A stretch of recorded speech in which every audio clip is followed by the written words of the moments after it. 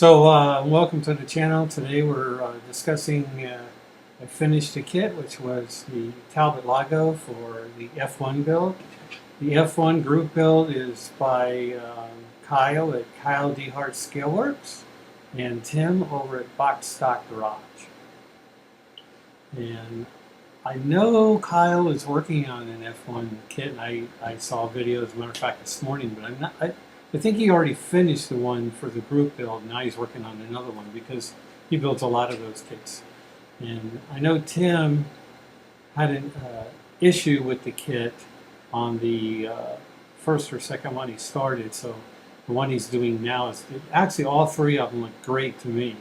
But sometimes there's an issue you just can't get, past it. I don't remember what it was. There was some problem with the kit or something. Missing part maybe, I forget. So, but his kit is coming along. It's a Lotus. It's coming along great. So, with that said, the kit box is this one here, which is the SMER Talbot Lago. I'm sorry for it being reversed. I used to know how to flip this, and now I can't figure it out. At least to me, when I'm looking at it, it's reversed. But you know what it is. So it's a SMER kit. This kit's been around for many, many years, and different companies have reboxed it different ways. It's a popular kit because it's one of the few models other than Heller that made this car. So if you wanted to slap a car kit together in a day, this would be the kit. I mean, I think it's only got like 55 parts, not 155. 55. So, but it is a fun kit if you don't get too crazy with it. You get too upset or stressed about, it's not highly detailed. It's not that thing. It's just a fun kit. I built one around in the 1980s, as I said, and this one hopefully came out better. And we will check that out here in just a moment. I'll flip it around, and we will take a look at the kit, finished kit, and see what we could do with it a little bit and see how it came out. So with that, let's try it. When you first get the kit, I'm going to show you this one, but these are, this car has, wire wheels, but this is what they give you. Just a clear piece of plastic. I guess you're supposed to use silver paint or something to paint the spokes on that clear piece of plastic, and that was supposed to be your wire wheels. I thought I could do a little better than that, so no.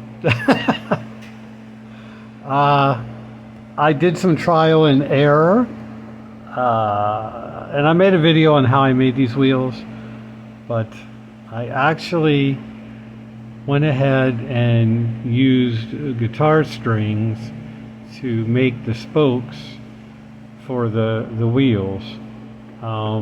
It's not perfect. It's not exactly like the car would be. To be honest, I didn't even know what I was doing. I was just trying it out.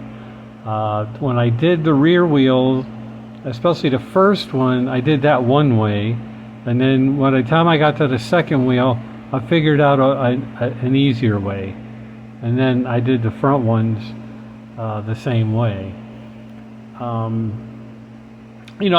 These kits are cheap. I could have bought another kit and then really made it super nice, but it's just not worth the effort because I don't care what you do to it, it's never going to be like, the ultra coolest model, because you would have to spend hours and hours and hours of time and a lot of money, and by the time you got done, there wouldn't be much left of the SMER kit.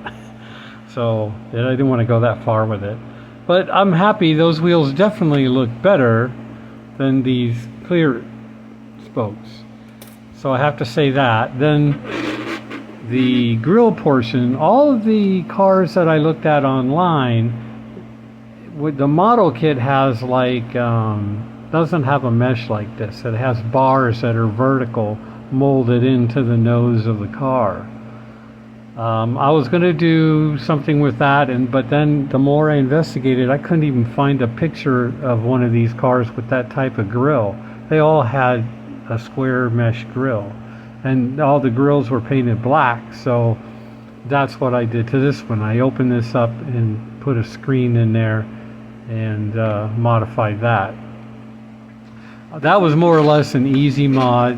And if you have the patience, the wheels was not a difficult modification. It was and it wasn't, but it just took time. So I wouldn't do all 4 wheels at one sitting.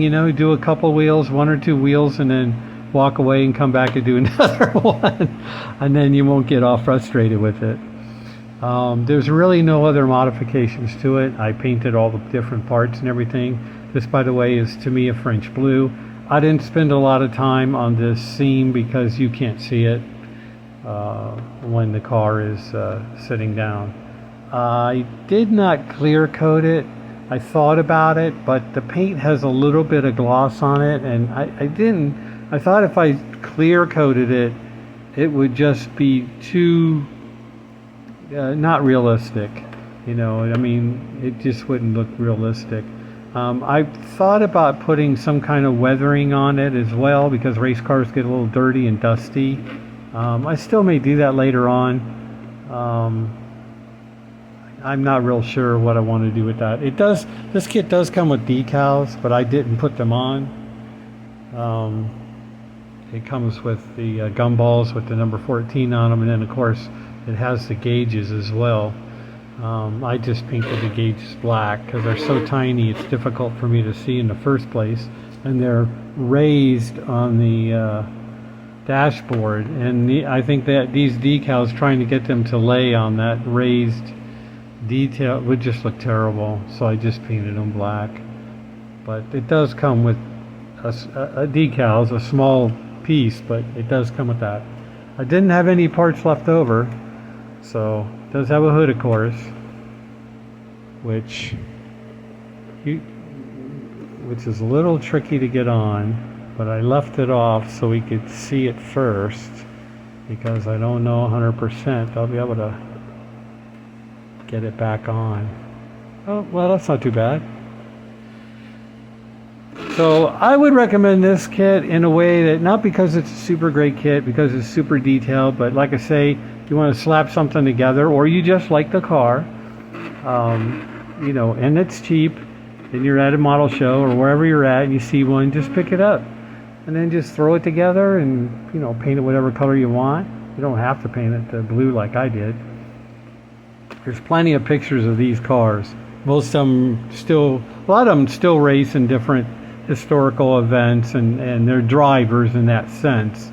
Some of them are probably just show cars and never go to the track, but I think most of them are still driven at the track. You can see they're not perfect.